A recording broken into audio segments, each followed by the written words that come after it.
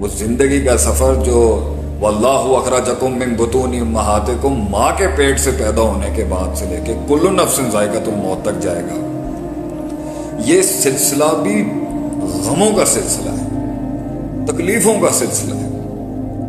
یہ life is not a walk in a park اور Ps and carrots کہ ہم کہیں جی یہ شغل ہے۔ اللہ خود کہتا ہے قرآن میں وما خلقنا السماء والارض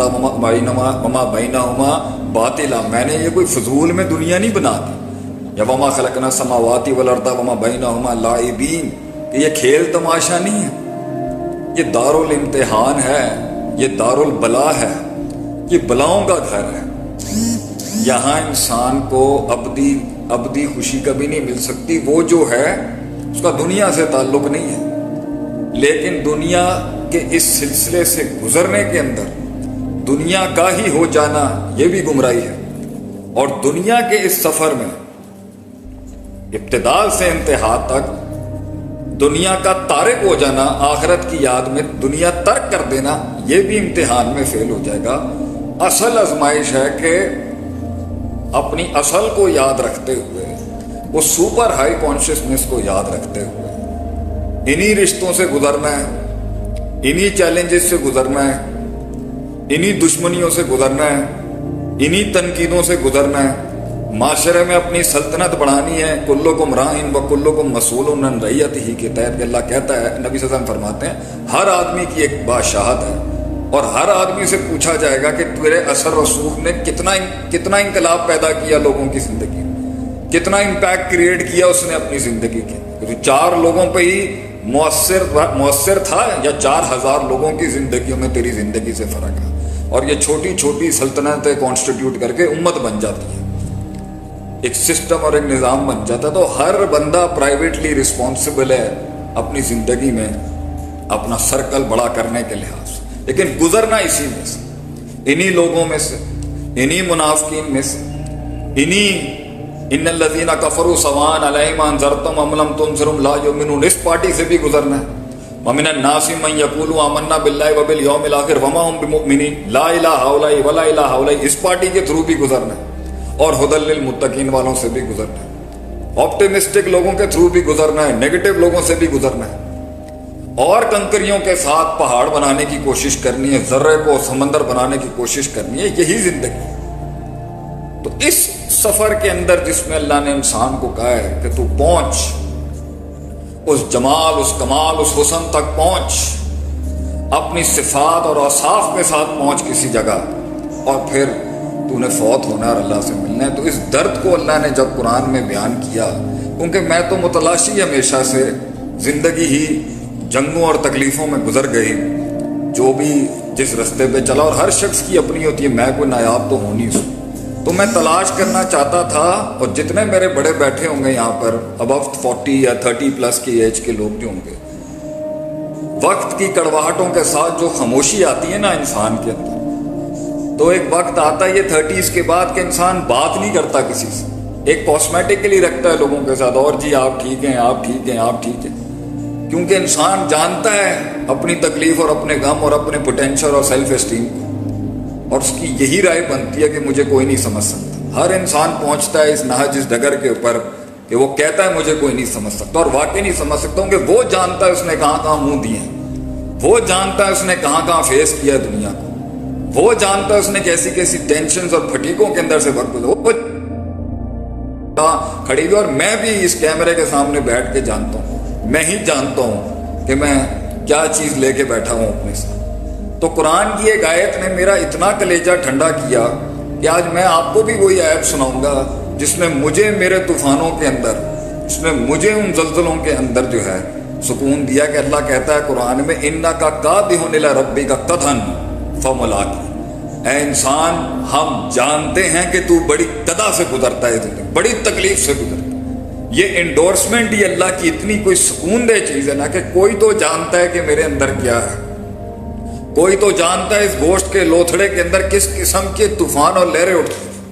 کوئی تو سمجھتا ہے کہ میں نے اپنے آپ کو جو اتنا ٹینک رکھا ہوا ہے دنیا کے سامنے کہ دشمن میرا کلیجہ چیر کے اندر نہ دیکھ لیں کیا ہے، کوئی تو جانتا ہے کہ میرے پر کتنا وزن ہے اس پہ، کوئی تو سمجھتا ہے آسمانوں سے کہ میں نے ان کمزور کندھوں پہ کتنا بوجھ اٹھایا ہوا ہے، فیملی کا، بچوں کا، لوگوں کا، اور حق بولنے کے پریشر کا، اور حق کسی جگہ پر روکنے کے پریشر کا، اپنی نفس کی اندر کی مستیوں کا اور اس کی شہوت اور شک کے بیچ کی ان لہروں کا،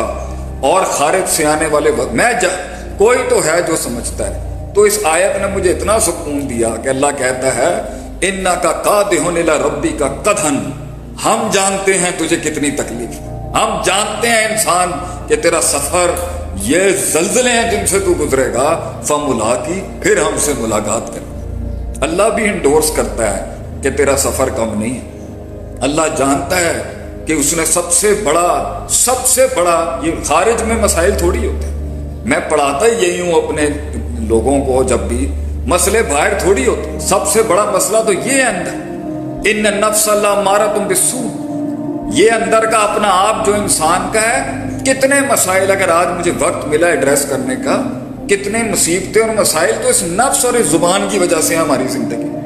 اس کا مسئلے مسائل سالو ہو جاتے اگر وہ نفس ٹھیک ہوتا،